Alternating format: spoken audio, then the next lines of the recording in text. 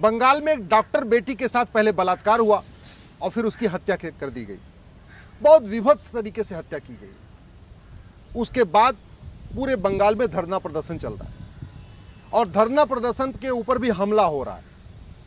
बेटी को न्याय देना तो छोड़िए, जो लोग कैंडल मार्च कर रहे हैं, जो लोग मसाल जुलूस निकाल रहे हैं, उन पे भी हमला हो रहा है। मैं बार बार कहता हूं, जब तक कानून का खौफ पैदा नहीं होगा तब तक बहन बेटियों के साथ बलात्कार होता रहेगा, बहन बेटियों की हत्या होती रहेगी। जब तक कानून का खौफ नहीं पैदा होगा तब तक जिहादी हत्याएं होती रहेंगी। और कानून का खौफ तब पैदा होगा जब कानून कठोर होगा और सजा 6 महीने साल भर के अंदर मिलेगी। सीबीआई जांच को सीबीआई को देने से भी कोई न्याय नहीं मिलेगा। मैं खुद पीआईएल कर चुका हूं।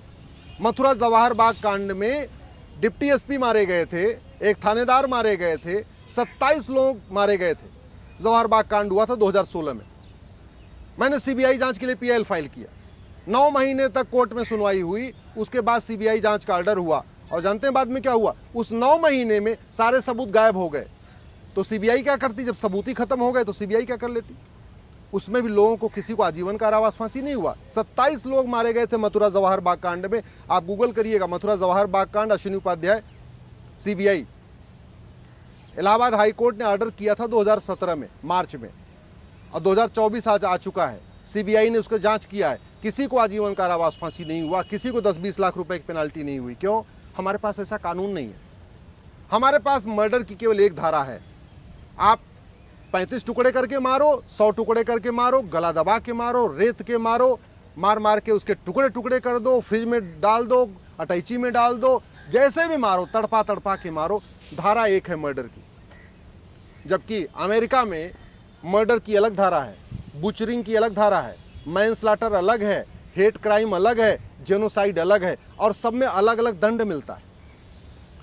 अमेरिका में अगर आपने नफरत के आधार पर किसी को मारा, हेट क्राइम किया, आपने जेनोसाइड किया, मजहब के आधार पर किसी को मारा, जैसे कन्हैया लाल को यहां हत्या हुई थी, कमलेश तिवारी की हत्या हुई थी, ऐसी हत्याओं में तो बाकायदा $10 लाख की पेनाल्टी है, यानी 8 करोड़ रुपए पेनाल्टी लगती है अमेरिका में। ऐसे हमारे यहां कोई धारा ही नहीं। दूसरा, मुकदमा लंबा चलता है। लंबा चलने का बड़ा कारण क्या है? क्योंकि पुलिस राज्यों के अधीन है। हमारे पास यूनिफॉर्म पुलिस कोड नहीं है। पूरे देश की पुलिस एक तरीके से बिहेवियर करे, पूरे देश की पुलिस हत्यारों के ऊपर टूट पड़े, पूरे देश की पुलिस स्वतंत्र और निष्पक्ष हो, जिससे वो हत्यारों को न बचाए, पूरे देश की पुलिस राजनीतिक दबाव में ना आए, उसके लिए एक यूनिफॉर्म पुलिस कोड की जरूरत है। वो आज तक लागू ही नहीं हुआ। सुप्रीम कोर्ट ने 7 डायरेक्शन पास किए थे पुलिस रिफॉर्म के लिए, प्रकाश सिंह केस में, आज तक वो भी नहीं लागू हुआ। तो पुलिस सत्ता की गुलाम है। जिस राज्य में जो सत्ता है उसके हिसाब से पुलिस काम कर रही है, उसके हिसाब से एफआईआर करती है, उसके हिसाब से जांच करती है, उसके हिसाब से सबूतों को इकट्ठा करती है, सत्ता के हिसाब से सबूतों को खत्म करती है, सत्ता के हिसाब से सबूतों से छेड़छाड़ करती है। सब कुछ सबूत सत्ता के हिसाब से होता है। तो फिर जनता को न्याय कैसे मिलेगा? अगर हम वास्तव में चाहते हैं कि देश में हत्या कम हो, खत्म हो, बलात्कार खत्म हो, बहन बेटियों को न्याय मिले, जैसे दुबई में किसी की हत्या करने की हिम्मत नहीं होती, दुबई में किसी का बलात्कार करने की हिम्मत नहीं होती, तो सबसे पहले भारत में यूनिफॉर्म पुलिस कोड लागू करना चाहिए, 1 नेशन 1 पुलिस, और पुलिस को स्वतंत्र और निष्पक्ष बनाना चाहिए।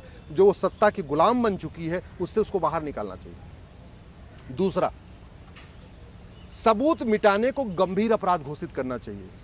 चीटिंग, फ्रॉड, फोर्जरी, परजरी को गंभीर अपराध घोषित करना चाहिए। फर्जी कागज बनवाने को गंभीर अपराध घोषित करना चाहिए।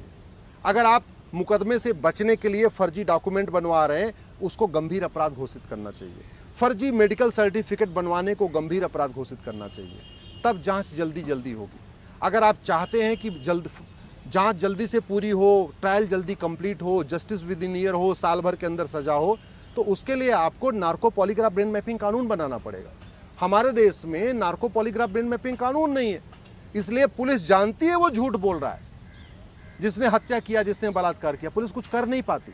ऐसे बहुत सारे लोग सबूत के अभाव में छूट जाते हैं। और कई बार जब पॉलिटिकल प्रेशर होता है तब तो पुलिस उनको पीट भी नहीं पाती लाठियों से।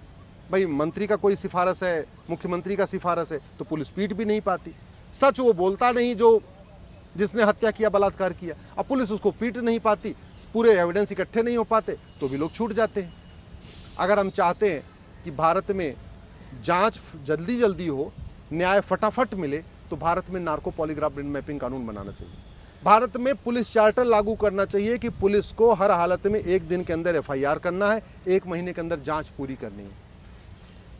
भारत में एक एडमिनिस्ट्रेटिव चार्टर लागू होना चाहिए। जितने भी आपके अधिकारी हैं, चाहे वो कलेक्टर हो, चाहे वो एडीएम हो, चाहे कप्तान हो, सबका काम निर्धारित होना चाहिए, टाइम बाउंड तरीके से उनके लिए काम करना अनिवार्य होना चाहिए। एक जुडिशियल चार्टर होना चाहिए, जज बार बार डेट न दे पाए, जज के लिए मैंडेटरी हो कि वो 10 तारीख, 15 तारीख, 20 तारीख के अंदर मुकदमे का फैसला कर दे। जज लंबी लंबी डेट ना दे पाए, कोई भी डेट 2 हफ्ते से ज़्यादा की नहीं होनी चाहिए। बस साल में 52 हफ्ते होते हैं, अगर 2-2 हफ्ते की डेट दें सुनवाई करें तो कुल 26 डेट होती है, और 26 डेट में किसी भी मुकदमे का फैसला हो सकता है, यानी साल भर के अंदर किसी भी मुकदमे का फैसला हो सकता है। लेकिन वो तभी होगा जब झूठी शिकायत गंभीर अपराध होगी, झूठी गवाही गंभीर अपराध होगी, झूठा हलफनामा गंभीर अपराध होगा, झूठा बयान गंभीर अपराध होगा, झूठा एफिडेविट गंभीर अपराध होगा। अल्टीमेटली पुलिस जिसको पकड़ेगी इस हत्या बलात्कार के केस में, वो झूठे गवाह अपने इकट्ठा कर लेगा, वो झूठे डॉक्यूमेंट इकट्ठा कर लेगा, हो सकता है झूठा मेडिकल सर्टिफिकेट भी बना ले, हो सकता है झूठे एफिडेविट भी तैयार कर ले, हो सकता है झूठे अपने एविडेंस भी इकट्ठा कर ले, तो सब कुछ झूठा करेगा। लेकिन पुलिस कुछ कर ही नहीं सकती है, कोर्ट कुछ नहीं कर सकती है। कानून में तो लिखा हुआ है no court take cognizance of the perjury, cheating, fraud. इसका मतलब एक बार अगर जज को भी पता है कि ये जो हत्यारा है, जो बलात्कारी है, सारे झूठे कागज इकट्ठा कर रहा है, तो भी उसको कॉग्निजेंस नहीं ले सकता, उसको बल्कि शिकायत दूसरे कोर्ट में करनी पड़ेगी। तो कोई जज क्यों शिकायत करता बने, एक ये भी बहुत बड़ी प्रॉब्लम है। अगर हम चाहते हैं जस्टिस विद इन ईयर हो, हम चाहते हैं भ्रष्टाचार खत्म हो, अपराध खत्म हो, बहन बेटियों के साथ इतना दुराचार खत्म, अराजकता खत्म हो, हम चाहते हैं अगर जिहाद खत्म हो, हम चाहते हैं मजहबी उन्माद खत्म हो, हम चाहते हैं राजनीतिक जो भ्रष्टाचार चल रहा है, राजनीतिक अपराध ये खत्म हो, हम चाहते हैं नशा तस्करी खत्म हो, मानव तस्करी खत्म हो, तो सबसे पहले भारत में जस्टिस विद इन ईयर लागू करना चाहिए। और जस्टिस विद इन ईयर के लिए आपको यूनिफॉर्म पुलिस कोड बनाना पड़ेगा, यूनिफॉर्म एविडेंस कोड बनाना पड़ेगा, यूनिफॉर्म जुडिशियल कोड बनाना पड़ेगा, यूनिफॉर्म एडमिनिस्ट्रेटिव कोड लागू करना पड़ेगा, एक आपको पुलिस चार्टर बनाना पड़ेगा, जुडिशियल चार्टर बनाना पड़ेगा, एडमिनिस्ट्रेटिव चार्टर बनाना पड़ेगा, एविडेंस चार्टर बनाना पड़ेगा, झूठ को गंभीर अपराध घोषित करना पड़ेगा, झूठी गवाही, झूठा कागज, झूठा आधार, झूठा राशन कार्ड, झूठा ड्राइविंग लाइसेंस, झूठा वोटर आईडी, झूठा बर्थ सर्टिफिकेट, इसको बनाना और बनवाना गंभीर अपराध घोषित करना पड़ेगा।